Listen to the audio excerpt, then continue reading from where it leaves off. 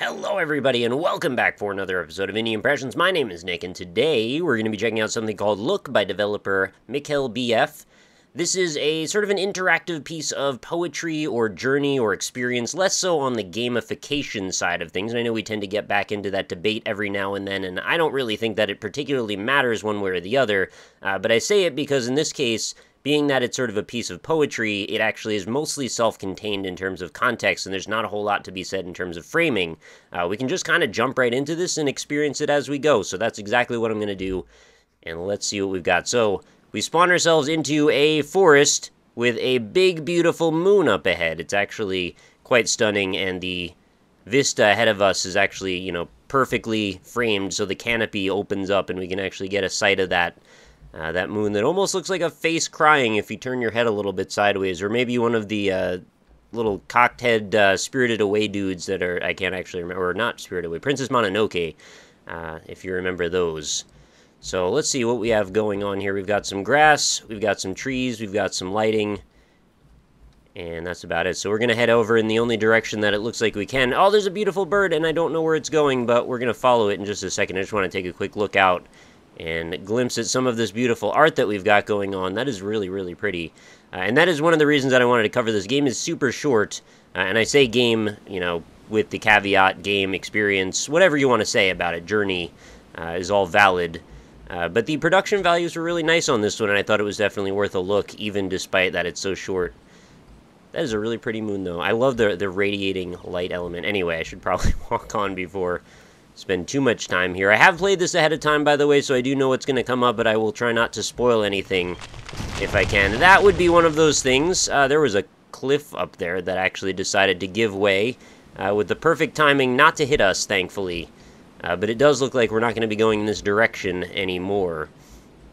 I did notice something really peculiar, and this is probably completely unnecessary for me to even mention, but I'm just kind of curious to put it out to you guys of why this would be. If I hit escape to bring up the menu, you'll notice the text is all in black, which is totally fine.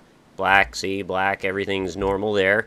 And then if I look in just this one right spot over here, you get this crazy, orange-brownish gradient, sort of brown-tan type thing going on over the pause part and the continue part.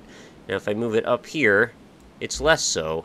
So is there like a shader effect or something proximity-wise happening in this space right here? Because it's just, I don't know. It's kind of one of those things that I want to understand how it works.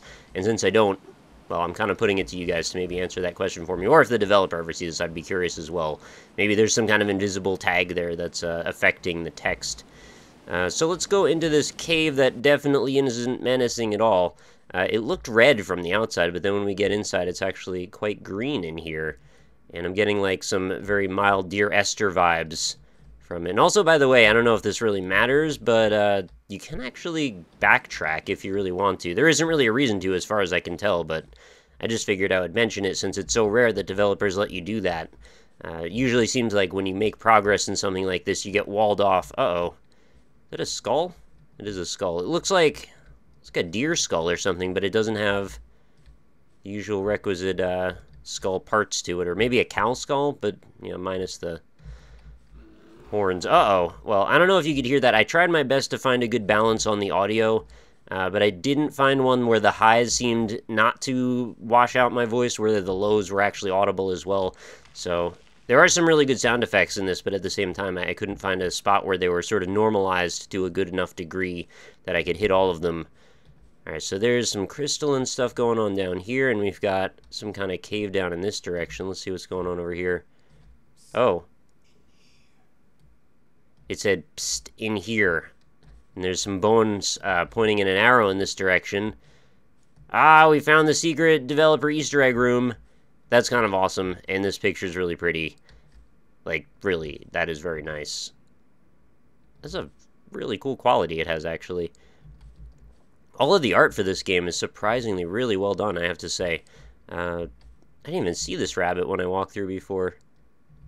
Oh, the bird is super awesome, too. And what's this over here? Hi there, congratulations on finding the secret room. Put some of the concept art I made for this game here. I hope you like it. If you want to see some more stuff I've made, my online portfolio can be seen at, there's the website. and Foley is made by James Mala. Bridges, if you have any questions or interest. Okay, so you get a contact there. Music you'll hear once you finish the game was made by Douglas Tate. You can find it. Okay, so it's just kind of like a little short credits reel. Well, I mean, the game has credits as well. And finally, if you have any thoughts about the game or just want to say hi, please don't hesitate to get in touch. Okay, so yeah, there you go. There's your email address. Feel free to get in touch. And of course, I'll provide the link, as I always do, in the description if you'd like to play this yourself. What do we have here? That is a lot of bones. Something rather menacing might be in here. I don't want to spoil anything. Uh-oh. Well, this is a dead end. Surely nothing's here at all. So I guess we're safe to keep going. Wait a minute. I just looked down that hallway. You are a very scary bear. You have really good animation, though. Yeah, you're very upset. Okay, so we're going to press left shift to run. I kind of like how you don't know that you can run until this part where it becomes necessary. So we find ourselves outside in a very, very snowy area now, and part of me sort of wants to go poke the bear, which I know is like the worst thing you could... That stare, though. Can we just be friends? I know your eyes are red like the devil, but like, can we just... I just want to be friends. Oh, God. Oh. You don't want to actually kill me, you just sort of want me to stay away? I mean, that's totally valid. Oh, okay, well, you know what? I'm just gonna go. I wanted to be friends with you. You look like you could be quite fluffy and cuddly. You look like a very clean, nice bear, aside from it being, you know, crazed and angry. You know, if it was in its proper mood, maybe things could be a bit better. Whoa, what was that? Something exploded, I think. So we're kind of getting closer to the moon now. And look at all those layers of snow falling at the same time. That's really pretty, too. So we've got sort of a Majora's Mask-style conundrum right here, where the wind wants to blow us off the mountain. And if I happen to be standing right here when the wind gust comes, well, you can kind of figure out the rest, yes? Yeah, we get knocked down into this little crevasse. But yeah, what we're going to do is wait for that to break, run up here, stand next to the next rock, continue, rinse and repeat, and hopefully make our way to the top of this mountain where we'll be presented with a lovely little cutscene. And I will end the episode at that point, and then let the cutscene play out without my voice over it, just so you can hear the music. Because it's quite pretty. It's really, really well done. And there is one little revelation that I might have to spoil. It wasn't super clear to me based on what I could see. Oh, did I walk too far? Oh no, we just have to go up this next little peak. So the snow has stopped. We've gotten above the cloud cover. And all that's left to do is get up on top of the mountain and claim our reward, which is a completely massive view of this moon. I kind of want to just like go hang out on the mountain. I wish there were more areas to see. Unfortunately, the game is so short, but I love the atmosphere. I love the way that it's built up. And I love that each one of these little areas we've taken the time to explore has had a very different feel to it.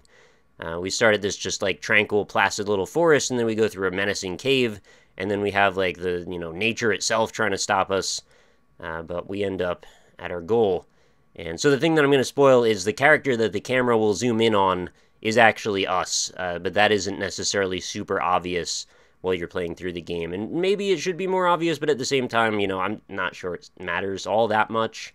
But anyway, that's going to be it for this episode, everybody. I hope you'll enjoy this ending cutscene, and of course, make sure you check out the description for the link for this game, as well as leave me a comment, let me know what you thought of this experience. I thought it was really nice, I thought it was very pleasant, and I'm definitely going to be watching this developer from now on, because this is really well done work. So with that, I will bid you adieu. I hope you enjoyed the episode, make sure you leave a like on it, and I will talk to you all tomorrow.